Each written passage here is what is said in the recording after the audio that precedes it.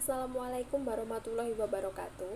Perkenalkan, kami dari kelompok 6 akan mempresentasikan hasil diskusi kami yang berjudul Etika dalam Kantor Akuntan Publik. Berikut adalah nama-nama kelompok. Yang pertama ada Retno Dwi Ayu Aloka, yaitu saya sendiri. Yang kedua ada Faris Eka Yulianto. Yang ketiga ada Maria Antonia. Yang keempat ada Dwi Ajeng Kusuma Wardani. Yang kelima ada Devi Febilia. Dan yang terakhir ada Sahila Rizky. Yang pertama, konsep etika bisnis dalam kantor akuntan publik. Dalam menjalankan profesinya, seorang akuntan di Indonesia diatur oleh suatu kode etik profesi dengan nama Kode Etik Ikatan Akuntan Indonesia, yang merupakan tatanan etika dan prinsip moral yang memberi pedoman kepada akuntan untuk berhubungan dengan klien, sesama anggota profesi, dan juga dengan masyarakat. Aturan etika yang telah ditetapkan oleh Ikatan Akuntan Indonesia, Kompartemen Akuntan Publik atau IAI KAP. 5 aturan etika itu adalah: yang pertama, independensi, integritas, dan objektivitas. Independensi yaitu dalam menjalankan tugasnya, anggota KAP harus selalu mempertahankan sikap mental independen yang meliputi independen dalam fakta maupun dalam penampilan. Kemudian integritas dan objektivitas, yaitu anggota KAP harus mempertahankan integritas dan objektivitas, yaitu harus bebas dari benturan kepentingan dan tidak boleh membiarkan faktor salah saji yang diketahuinya dapat mengalihkan pertimbangannya kepada pihak lain. Yang kedua adalah standar umum dan prinsip akuntansi. Standar umum yaitu anggota KAP harus mematuhi standar beserta interpretasi yang terkait dan dikeluarkan oleh Badan Pengatur Standar yang ditetapkan oleh IAI, meliputi kompetensi profesional, kecermatan dan keseksamaan profesional, perencanaan dan supervisi, data relevan yang memadai, dan kepatuhan terhadap standar. Prinsip-prinsip akuntansi. Anggota KAP tidak diperkenankan menyatakan pendapat atau memberikan penegasan bahwa laporan keuangan atau data keuangan lain suatu entitas disajikan sesuai dengan prinsip akuntansi yang berlaku umum. Kemudian menyatakan bahwa ia tidak menemukan perlunya modifikasi material yang harus dilakukan terhadap laporan atau data tersebut agar sesuai dengan prinsip akuntansi yang berlaku. Apabila laporan tersebut memuat penyimpangan yang berdampak terhadap laporan atau data secara keseluruhan dari prinsip-prinsip akuntansi yang ditetapkan oleh IAI. Kemudian yang ketiga adalah tanggung jawab kepada klien. Anggota KAP tidak diperkenankan mengungkapkan informasi klien yang rahasia tanpa persetujuan dari klien. Ketentuan ini dimaksudkan untuk membebaskan anggota KAP dari kewajiban sesuai dengan aturan etika yang telah ditetapkan, mempengaruhi kewajiban anggota KAP dengan cara apapun. Kemudian melarang review praktik profesional yang sesuai dengan kewenangan IAI atau menghalangi anggota dari pengajuan keluhan atau pemberian komentar atas penyidikan yang dilakukan oleh badan yang dibentuk IAI KAP dalam rangka penegakan disiplin anggota. Kemudian ada fee profesional yang diberikan dan bervariasi tergantung dengan resiko penugasan, tingkat keahlian, dan sebagainya. Kemudian yang keempat ada tanggung jawab kepada rekan seprofesi. Anggota wajib memelihara citra profesi dengan tidak melakukan perkataan dan perbuatan yang dapat merusak reputasi rekan profesi. Selain itu, anggota wajib berkomunikasi tertulis dengan akuntan publik terdahulu apabila menerima penugasan audit menggantikan akuntan publik pendahulu.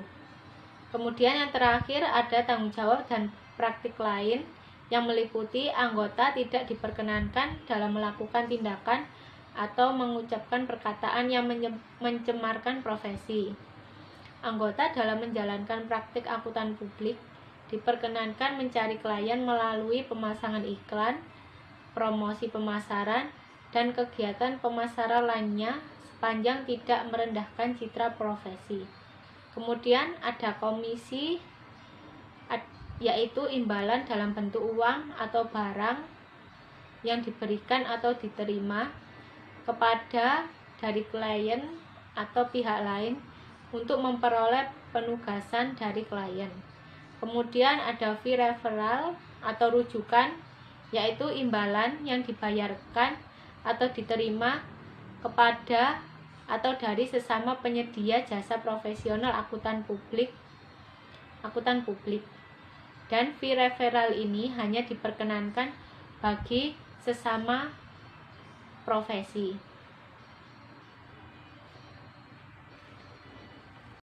Tanggung jawab sosial KAP sebagai entitas bisnis. Tanggung jawab sosial kantor akuntan publik sebagai entitas bisnis bukanlah pemberian sumbangan atau pemberian layanan gratis.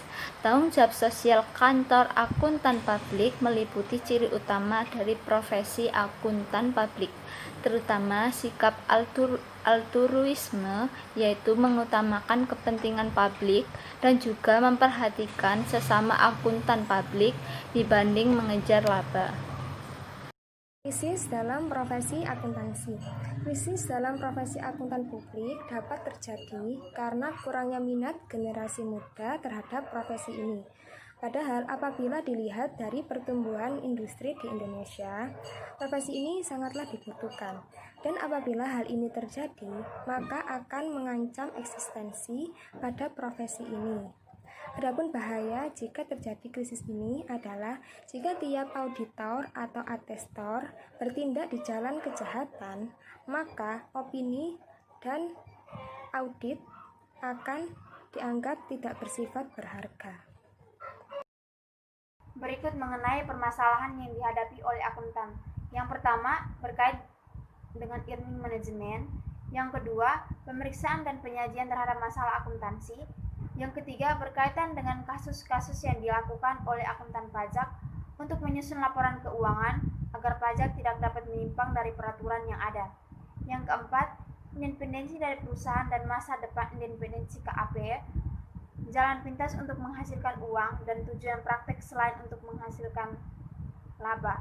Yang kelima, masalah kecukupan dari prinsip-prinsip diterima umum dan asumsi-asumsi yang terdiri dari prinsip-prinsip yang mereka gunakan untuk menimbulkan dampak etika bila akuntan tersebut memberikan gambaran yang benar dan akurat. Assalamualaikum warahmatullahi wabarakatuh. Saya akan menjelaskan tentang kewenangan asosiasi profesi. Yang pertama yaitu pembuatan standar akuntansi dan standar audit.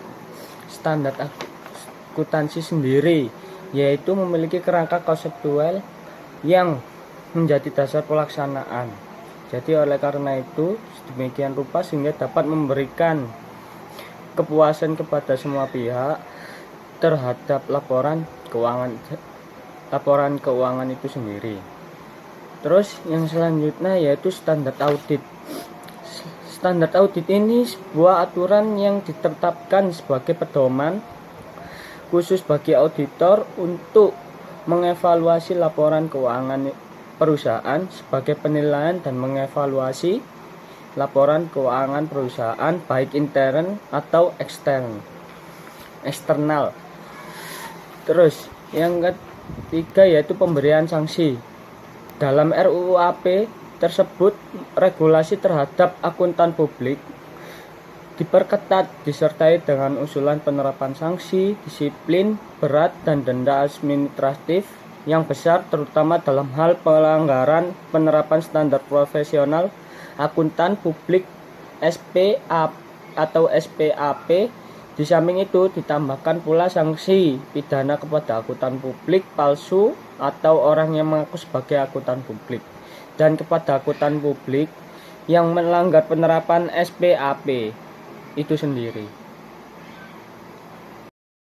Sekian presentasi dari kelompok kami. Apabila ada kurang dan lebihnya kami mohon maaf. Wassalamualaikum warahmatullahi wabarakatuh.